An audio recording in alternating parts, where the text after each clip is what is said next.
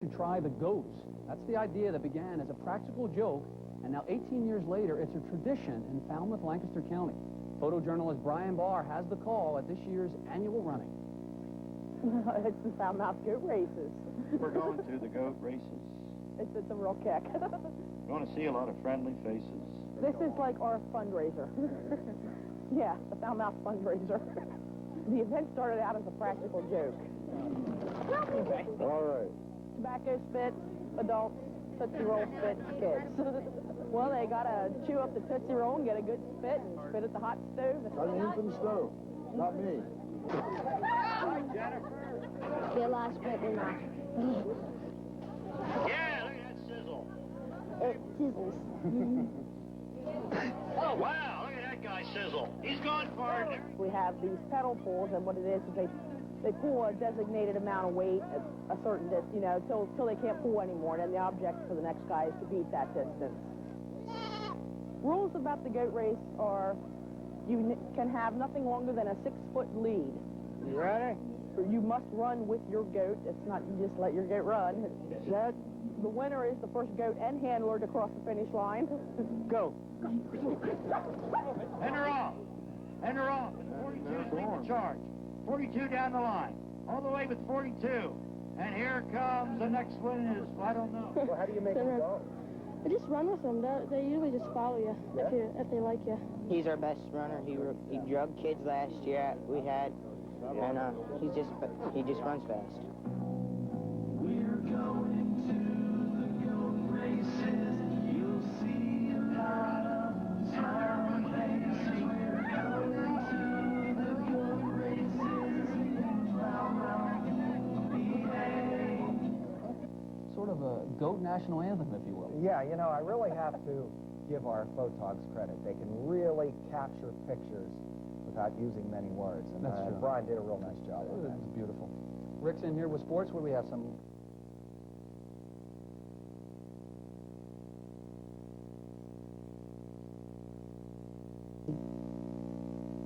The goat is definitely the pet of choice. At one local race, 47 runners lined up to find out who has the top goat at the 19th annual goat race in the village of Falmouth. Competitors coaxed the four-legged friends across the finish line, and organizers say the event actually started as a joke, but coming up is its 20th anniversary. No joke for those goats. No, I guess not. They look like they were really getting in there. They were. Susan has some more summer in store for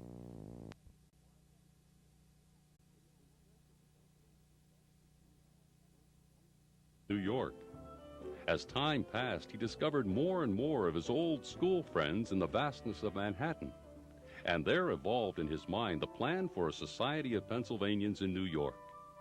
On April 25, 1899, his dream was realized in the meeting of a handful of his friends, at which gathering the Pennsylvania Society was organized. Faree's purpose was twofold: historical, to document the important events in Pennsylvania and patriotic acts of Pennsylvanians throughout the world, and social, to establish an annual banquet for the membership at the premier hotel in the world, the incomparable Waldorf Astoria. The original Waldorf Astoria opened its doors in 1893 on 5th Avenue and 34th Street, the current site of the Empire State Building. It opened as just the Waldorf. It was one hotel, and was later joined by the Astor Hotel, and the two eventually became known together as the Waldorf Astoria.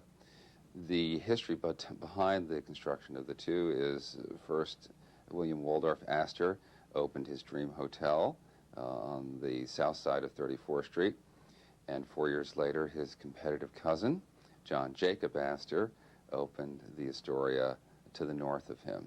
The first 4 years saw a little bit of competition before they joined hands and eventually physically joined the two hotels with an amber marbled column known as Peacock Alley, where a society of the day would strut their finery back and forth between the two great hotels. And hence they became the Waldorf Astoria, with the hyphen in between them, as it is today. And just as an artist has a masterpiece and a composer a great concerto, the Waldorf has a truly magnificent grand ballroom. The grand ballroom at the Waldorf is has been described to me many times as probably the most important room in the world. And certainly the most important room in New York City. When you look back at the kind of events that have taken place there, the people that have been celebrated there, the roster of regular guests today that attend events at the ballroom, it's a very, very special place. It's one of those rooms where New York and the world come together to honor and to recognize achievements of individuals and organizations with such regularity that the waiting list is several years long now, if you're not the Pennsylvania Society, to get into the Grand Ballroom. Physically, it's the most important room of the hotel. It is 5 stories high, 3 levels, 2 of them balconies. It was modeled after a European opera house, although on a very grand scale. Huge stage with a 44-foot proscenium that can do a full Broadway show or a 100-piece Philharmonic orchestra. It has its own kitchens and pantries and all the support systems that a whole hotel might have, just the one room has. It's a freestanding operation, and breakfast, lunch, and dinner it can turn over and over and over with great efficiency. That great efficiency rises to the occasion when the Waldorf maps out dinner plans for the Pennsylvania Society.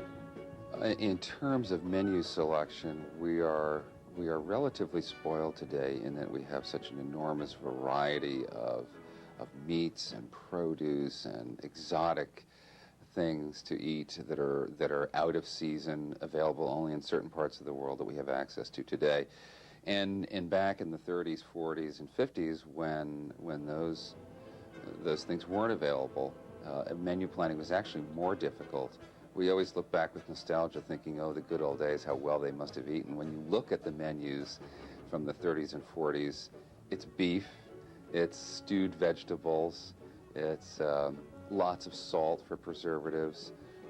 Freshness wasn't the issue that it is today, so you were rather limited in your selection. Tastes were more exotic, however, and boar, hare, guinea hen, those items were more popular, stronger flavors, gamier flavors. Today, palates are a little more delicate. The dinner is unique. I go to many dinners at the Waldorf Astoria in New York. This is the only one I ever attend where all 3 tiers, all the boxes that go up to the roof are filled. Every table is filled, every place is filled. And there is something remarkable, and I am so proud to think my own state has this respect for its citizens and the men and women who achieve in that state, that they come to New York, and for 100 years now they have been celebrating the accomplishments and the commitment of the citizens of our Commonwealth. If there's a more intriguing hotel in the world, I can't even imagine it. The Waldorf, with all of its amenities, with its charm and its tradition, and with its confusing corridors and floors, is just a world of its own. And our dinner has been held there now forever. And it's such an environment. Not only is the Grand Ballroom the finest space of its kind in North America, but the hotel itself lends itself to the festivities of the holidays and to just the camaraderie.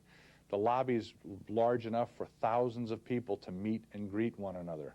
The ballroom is elegant enough for 1,500 or 1,600 of us to have dinner in great style. And all of the ancillary meeting space is used for receptions of one kind or another, and it just is a marvelous, marvelous facility. The Waldorf has played host to some very famous people over the years. Presidents Dwight Eisenhower, Harry Truman, shown here with Missouri Governor James Blair, John F. Kennedy, Richard Nixon, Jimmy Carter, Ronald Reagan, Herbert Hoover. Entertainers, Van Johnson, Jack Benny and Douglas Fairbanks Jr., Cole Porter with Elsa Maxwell, Gregory Peck with Henry Kissinger, Elizabeth Taylor, Cary Grant and his wife, world leaders, the Queen Mother, King Faisal of Saudi Arabia, Charles de Gaulle, and Winston Churchill. Gold medalists are chosen by members of the council at the annual meeting. Members of the society may submit nominations for gold medalists during the entire year. We then accumulate the biographies of nominees to determine what their contribution to the well-being of the Commonwealth and or the citizens of the Commonwealth has been, and therefore how deserving they are of this kind of recognition. The gold medal is a circular medallion having a diameter of 2 3/4 inches. On one side are 3 male figures typifying force, character, and intelligence, the 3 qualities essential to distinguished achievement. They're being awarded sprigs of laurel, typical of achievement accomplished. On the other side is a profile portrait of one of the greatest men in the history of America, William Penn. There are some wonderful things about this award that mean a lot to me. Somehow I think it's kind of appropriate, this gold medal and this profile of William Penn on here. That ought to be on a precious metal because this man had a heart of gold and a conscience that was as sharp and keen as a steel knife. And I admired him. You know, when a governor gets carried away with himself and his own importance, all he needs to do is sit down in the governor's office behind that desk in the chair, raise his head and his eyes, and look up there in the wall to the left and see that portrait of William Penn and meditate for just a little while on how he suffered, how he struggled, how he was embarrassed, how he was disinherited, and how he still continued to fight and to drive and to support the principles he believed in. George Leader is one of 3 Pennsylvania governors to receive the gold medal. Others are Richard Thornburg in 1988 and William Scranton in 1968. I remember how excited I was, not so much in receiving the award as I was in the fact that there were so many people that were really good people who were espousing Pennsylvania. And it was the first time that I believe it was the first time I'd ever been to the Pennsylvania Society dinner. And I was impressed with the fact that there were something like 1,100 people there that most of whom were people that cared very much and worked very hard for our Commonwealth. And that impressed me very much. Ned Garrity was serving as president of the society at a time when perhaps it reached its lowest ebb. Membership had dwindled substantially, and Mr. Garrity was anxious to refuel the energy of the society, and he approached John Bunting to serve as president of the society, and it was at that time, with Ned's cooperation and assistance, that we were able to turn the society around to increase its treasury balance and to increase the membership substantially. During Garrity's term in office, a gold medal went to Pittsburgh Steelers owner Art Rooney, an important choice in pumping new life into the society. Garrity recalls first informing a Rooney associate, then waiting for Rooney's answer. Rooney himself called me back and said, do you really want to give me the gold medal? He'd done some research, or his man had. And I said, Art, yes, we do. We'd really like to give you the medal. We think you've made some remarkable contributions. And for the society, that was something new. Usually we gave it to doctors or scientists or business leaders in the normal fields, corporate CEOs, people like that. And here we were picking a sports figure who'd built a from a simple beginning, had built a great football organization, and in fact has built quite a company. So I said, yes, all right, we'd love to have you. He said, okay, I'll be there. And at the same time, to get a different kind of a speaker, I got hold of Bill Buckley, whom I knew quite well. And I don't think people like Buckley had ever spoken to the society before. You never knew what Bill Buckley was going to say. We teamed up Buckley as the speaker, the main speaker, and Art Rooney as the recipient of the gold medal. And it was the biggest crowd that the society had had in several years. And this was something that we had been trying to figure out how to do, but it had the benefit, I can't tell you, Art Rooney is gone now, but it was one of the big moments of his life. He told me that himself. He was very, very honored, and he was delighted. And I think the National Football League was very delighted to see one of their pioneer owners honored in such a significant way.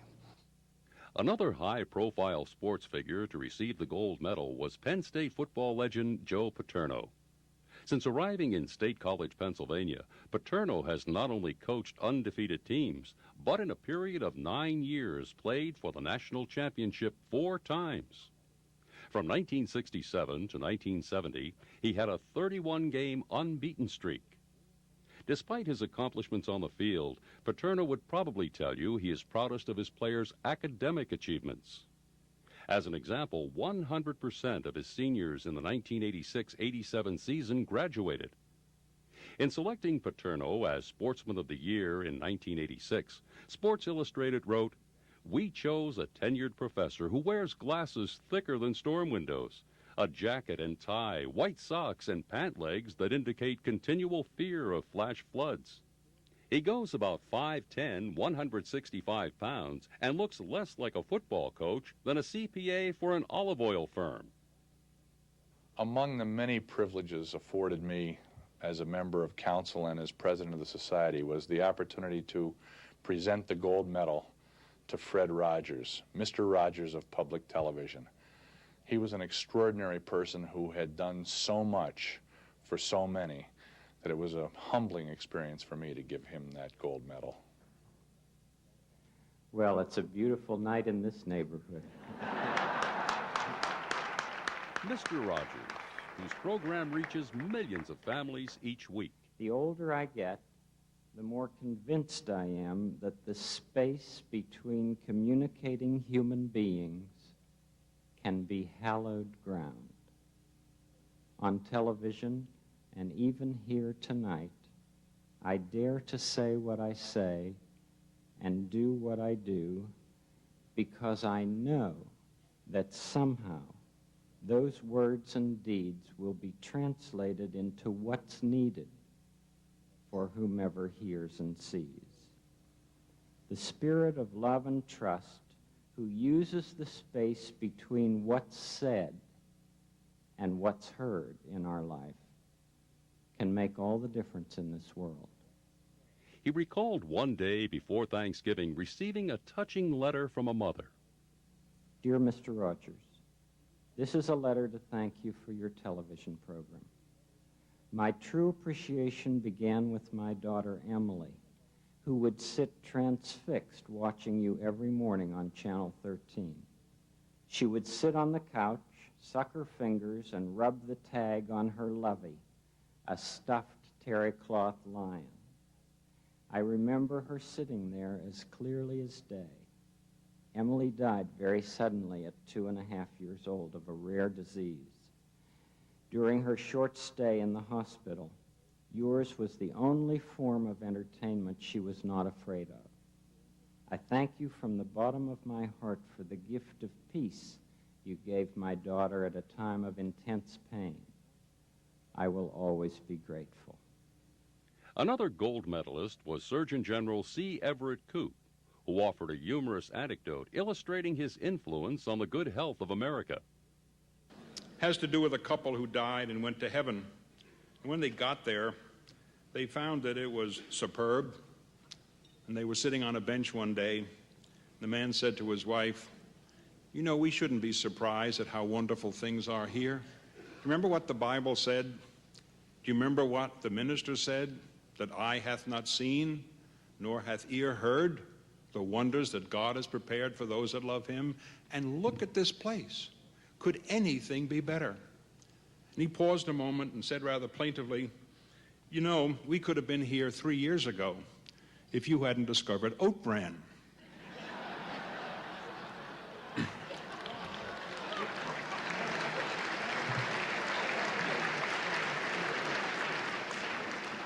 But she had the last word, and she said, "We could have been here 5 years ago if you hadn't listened to C. Everett Koop." Thank you.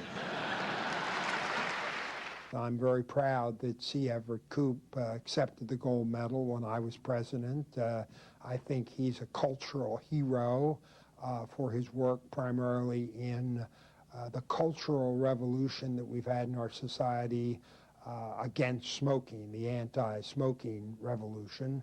Even though tobacco products are still legal, many of our citizens have stopped smoking, I think, largely as a result of a campaign he spearheaded beginning in the 60s or 70s. So I think he was a fine honoree, too. In 1993, the gold medal went to businessman extraordinaire Roger Penske, who recalled that 1965 was a critical year for him. At that point, I had to make a decision. Was I going to be a race driver? Was I going to be a businessman? And I think some of the bankers that are up here tonight are the ones that helped me make that decision. They said it's a hard time to loan any money to a fellow that's going to be going 200 miles an hour around a racetrack. So tonight, I want to thank those bankers for that good advice. But you know, almost 30 years later, when I read about Roger Penske, they say Roger Penske, the race driver. Tonight, I hope this award will authenticate that I am a businessman. 4 years later, the Pennsylvania Society did something unusual and very special when it honored Henry and Elsie Hillman, both acclaimed for their civic and philanthropic leadership in the Pittsburgh area.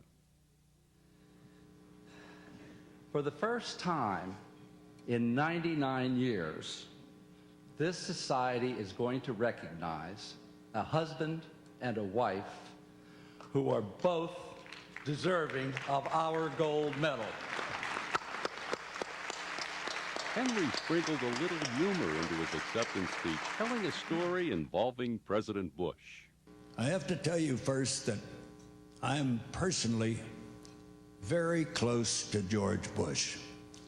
And I can explain that and prove it by telling you what he did one time. It was really wonderful. When he was president, he sent us a photograph. It was a photograph of himself and Barbara. And at the bottom of the photograph, he had autographed it in that great big felt pen he uses in his own handwriting, and it said, "From Barbara and George, with all our best wishes, to Elsie and Harvey." Well,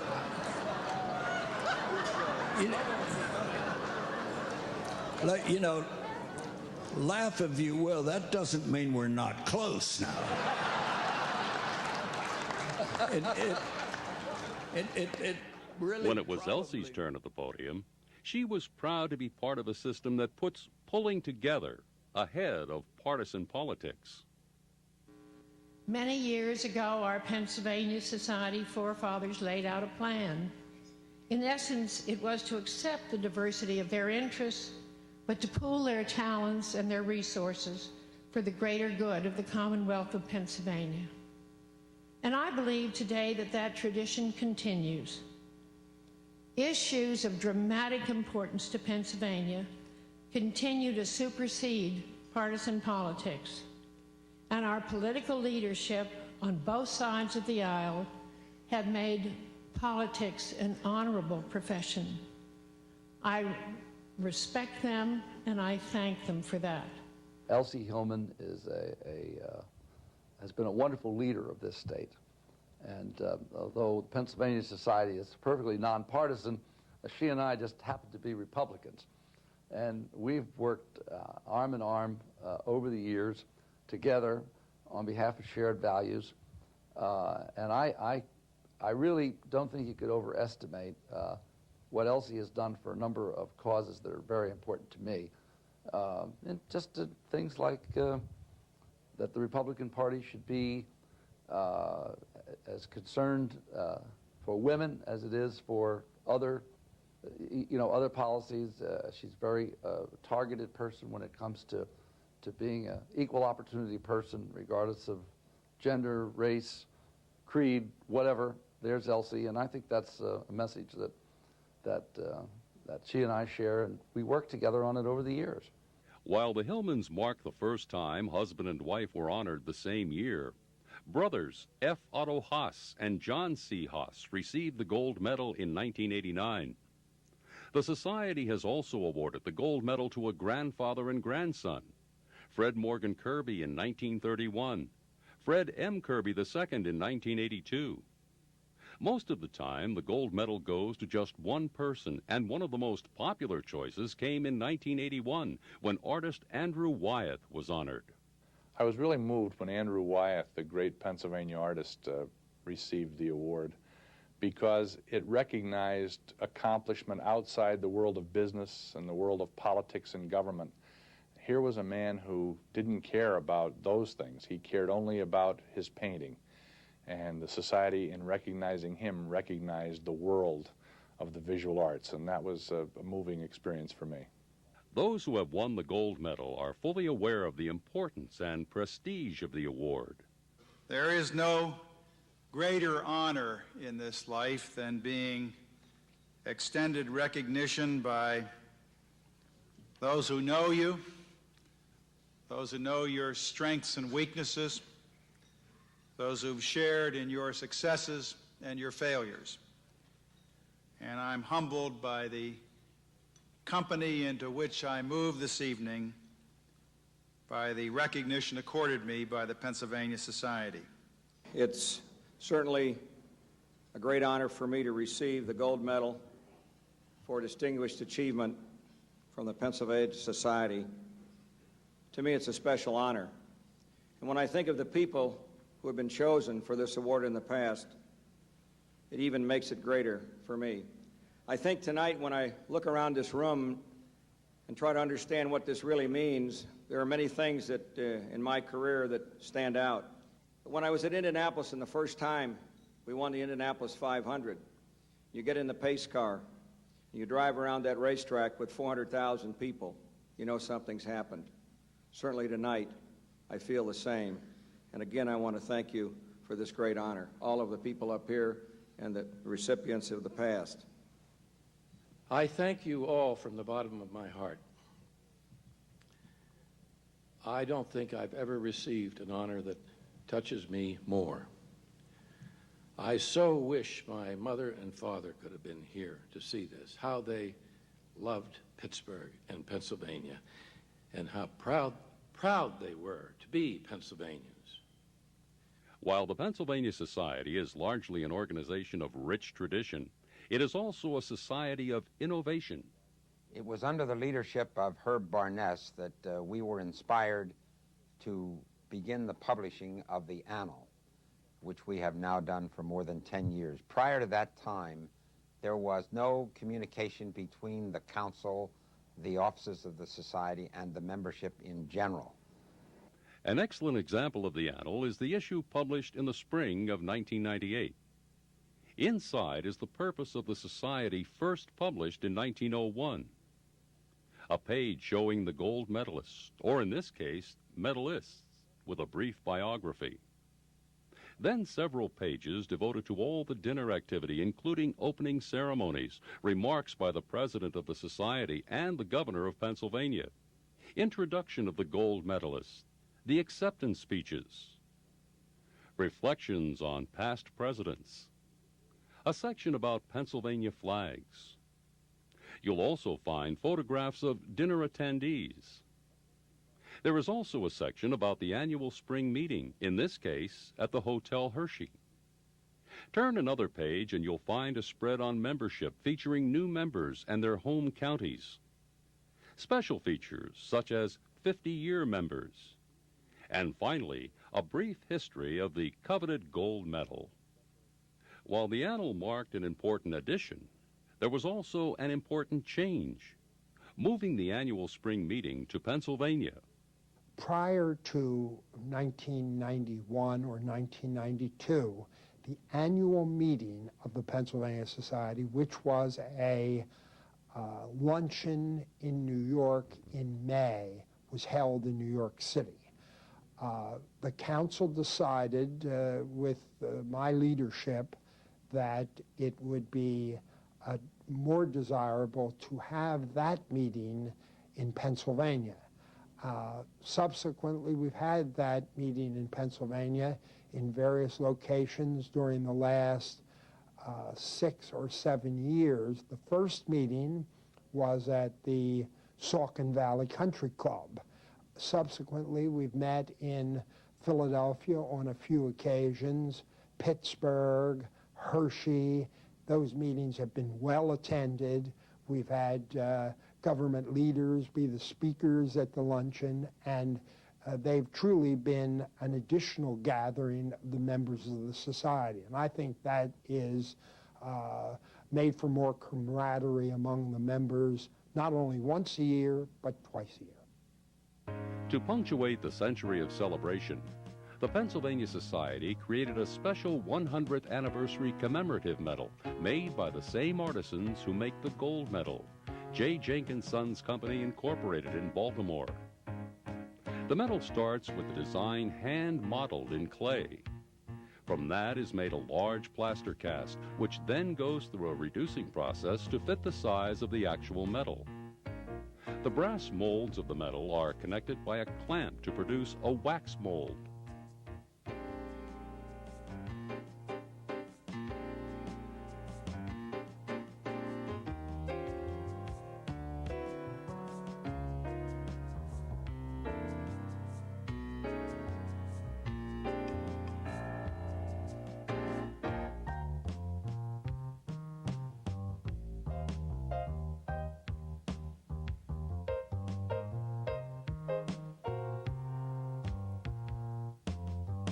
The mold is then attached to a so-called casting tree.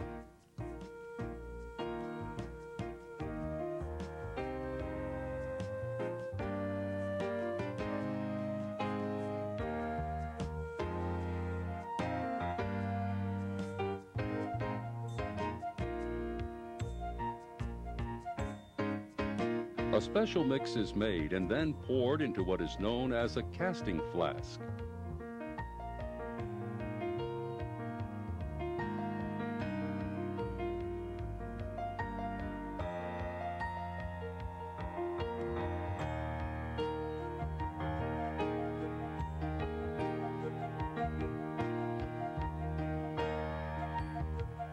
The flask then goes into a steamer, which melts the wax out of the metal cavity. From there, the flask goes into an oven through a heating cycle which reaches a peak of 840 degrees.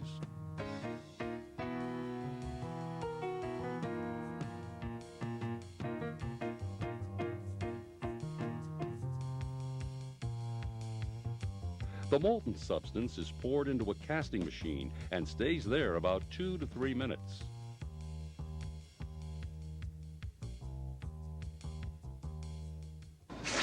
The mold is then quenched in water. Even after the water treatment, the mold is about 300 degrees.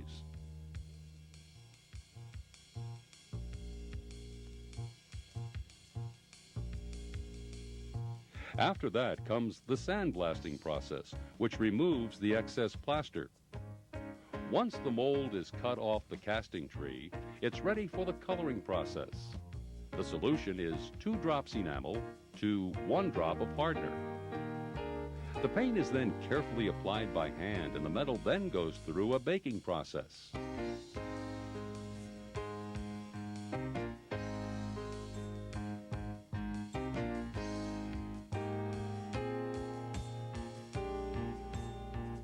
After that, it goes through a buffing process, face, back, and sides.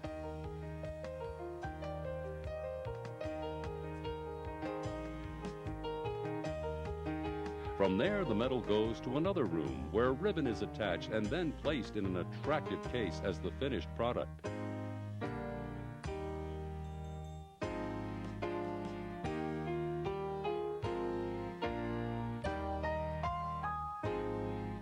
A special medal for a very special anniversary.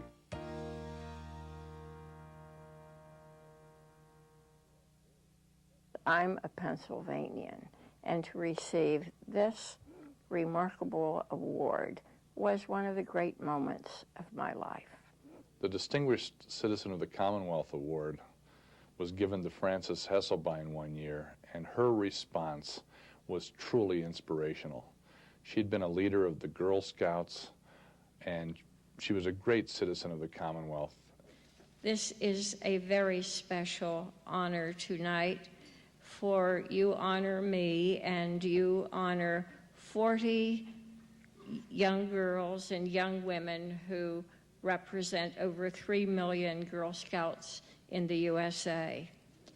I accept this wonderful award on their behalf. I am proud that Pennsylvania is my home, proud that you are my friends. I am deeply grateful for this award and will cherish it always. Although women were not part of the society membership until the 1970s, the gold medal had gone to a woman long before that. Mrs. Andrew Carnegie won the coveted prize in 1934. Much later came Mamie Eisenhower in 1974. Jane Pepper, president of the Pennsylvania Horticultural Society in 1996. And State Representative Marilyn Lewis of Montgomery County served as the Society's first female council member. The Pennsylvania Society has a very deep meaning to me because I come from a family that has been in the Commonwealth since the time of the American Revolution, deeply rooted here. And the Commonwealth, I think, is represented at its finest by the Pennsylvania Society. It recognizes the heritage of our state, but it also recognizes leadership. For 100 years, men and women in our Commonwealth have given committed and spirited leadership, not just within the Commonwealth, far beyond. So I think it's the continuity of the Pennsylvania Society is very important. It is significant. It's easy to rev up a movement to recognize people for something or other for a few years, but to think for 100 years our Commonwealth has been recognized, appreciated by this great American institution. That's what the Pennsylvania Society is. Andy Sordoni pushed hard to work out a way to raise some funds to go with the gold medal. And we eventually came up with a number of $25,000, so that now the winner gets the medal plus $25,000. And in every case, the winner has given the money to charity, hospitals, the arts, colleges, really, really beneficial things for the people of essentially Pennsylvania. Virtually every one of us who has the privilege to attend one of the annual dinners is an advantaged member of society. We're able to go to one of the finest hotels in the world, have a sumptuous banquet, enjoy the camaraderie of our friends and fellows. But at the same time, we're all citizens of a larger world, and so making a charitable contribution gives some substance to the frivolity and fellowship at hand. our charitable contribution really extends the spirit of the season. And every year, our dinner is always on the second Saturday of December, which puts us right in the middle of the Christmas season in New York City. I like the fact that you're putting $25,000 on the line for some great charity. It means that most of you are successful in your fields, in your business, in your professions, that you have a thought, even on a great celebration time like this, you have a thought for your fellow man. I am very grateful for the honor that you do me, and it is especially meaningful to be honored by your own. And that means that I consider you people here assembled to be my own. But before I tell you of my love affair with Pennsylvania, let me tell you why I directed the generous honorarium to the Hope Harvest Ministries.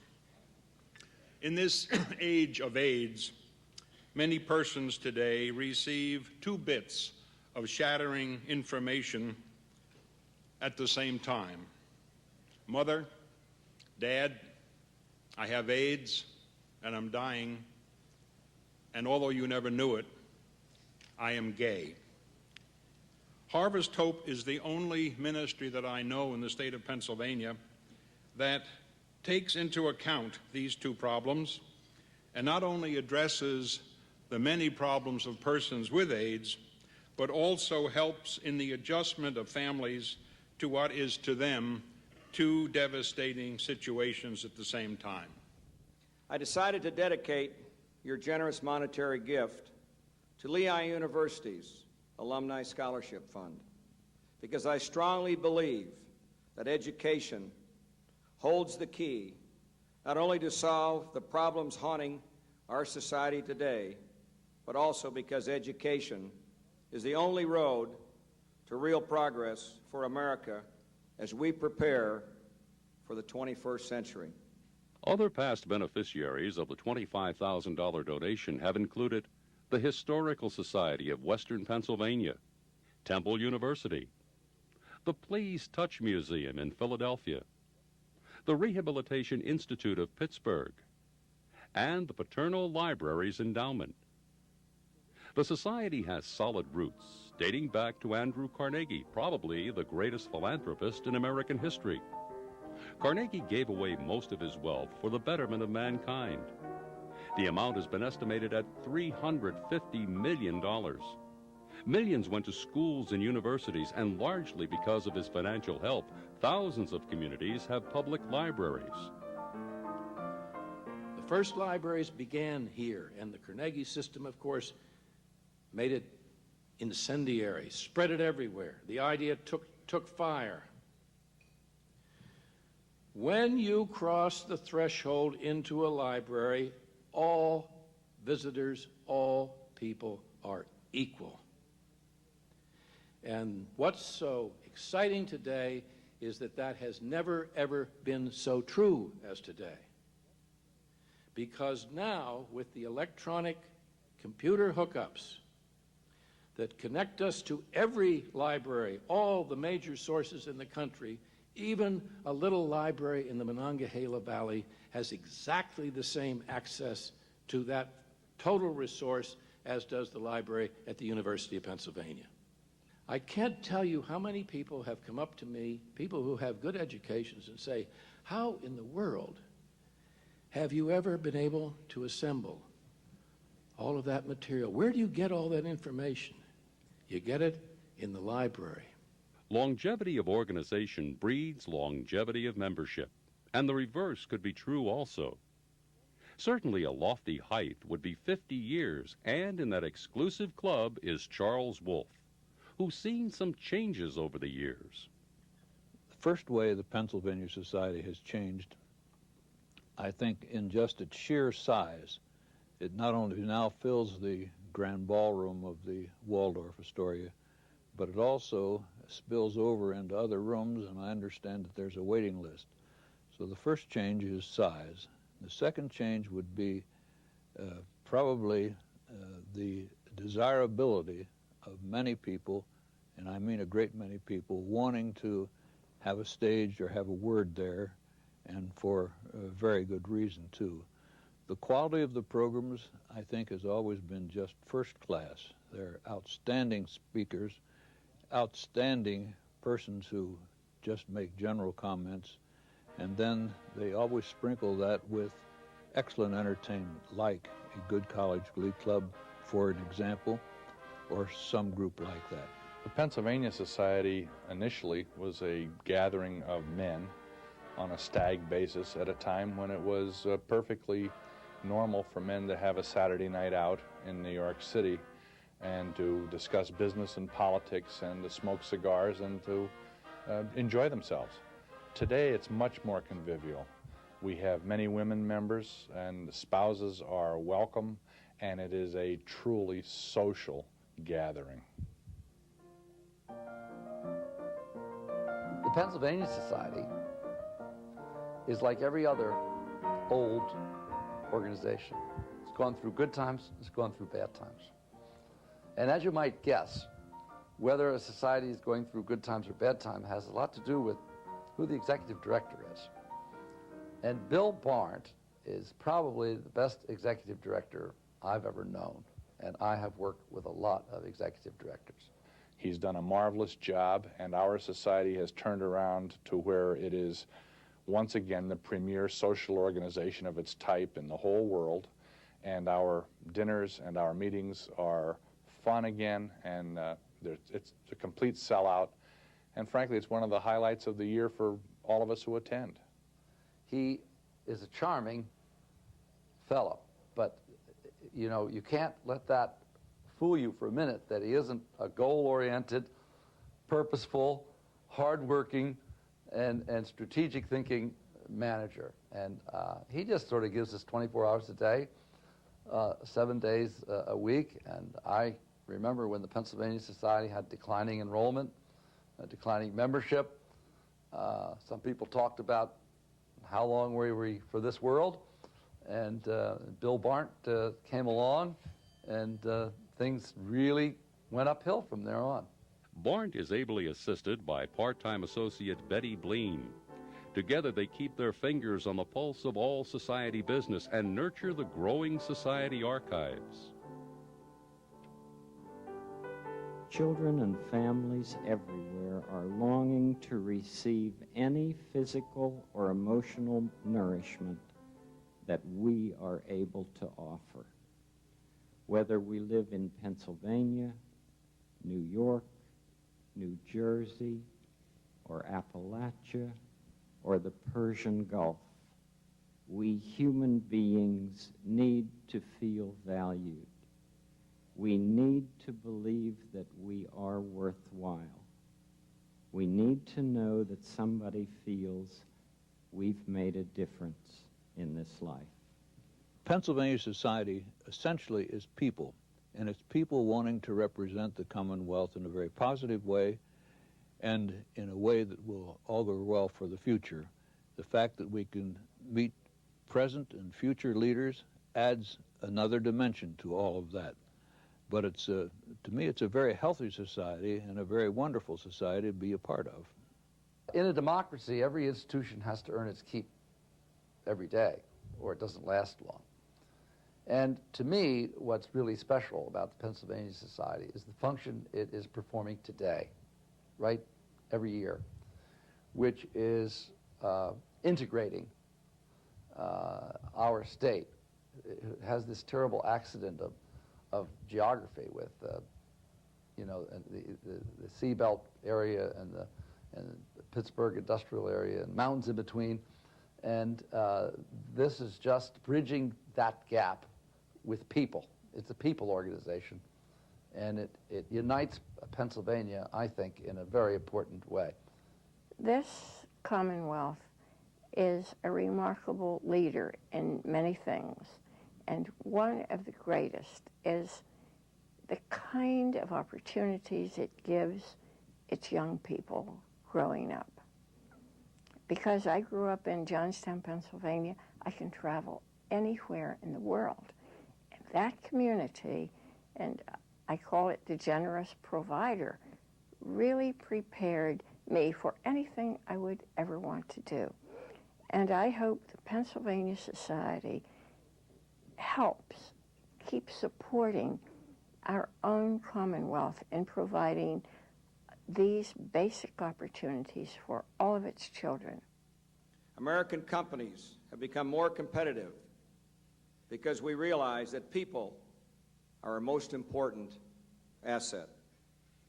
Job training is critical to the growth and profits, and we must treat our people with respect if we want their loyalty and commitment to quality, to customer responsiveness, and innovation. All those business aspects that give a company its competitive edge.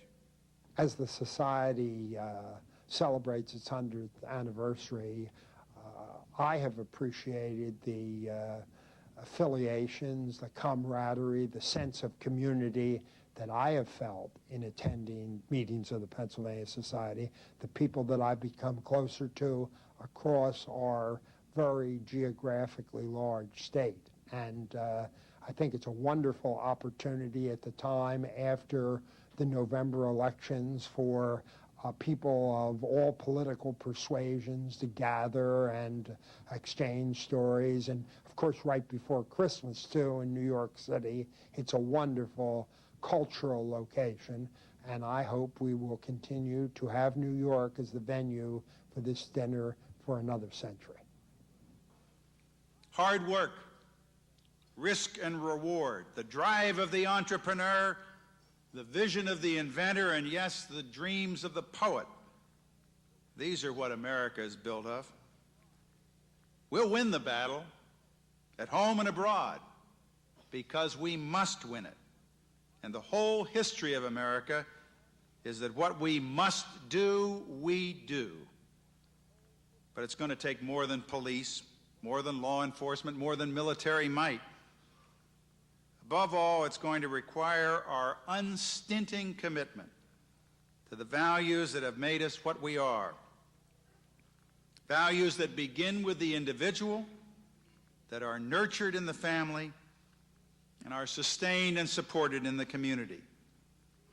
And this community of Pennsylvanians, here this evening, leaders of the business, political, and civic communities, can make a major contribution to that effort, and I believe you will. I remember it was Charles Dickens who said long ago during a visit to our great Commonwealth, "The things that truly last when men and time have passed, they are all in Pennsylvania this morning. And so they are also here this evening, and shall be evermore in this great Commonwealth which we revere and love." 100th anniversary is a significant milestone. 100 years is a long time, and it's a time to look back and be grateful for our predecessors for delivering to us that which we have. It's a time to take stock of, what we are now, and it's a time to rededicate ourselves to making sure that we pass on this tradition, the best of it, preserved, and newness created as necessary. I want you all to be safe, to be happy, to be prosperous, and I want you to join with me next year for the 100th Pennsylvania Society Banquet. Good night and good health.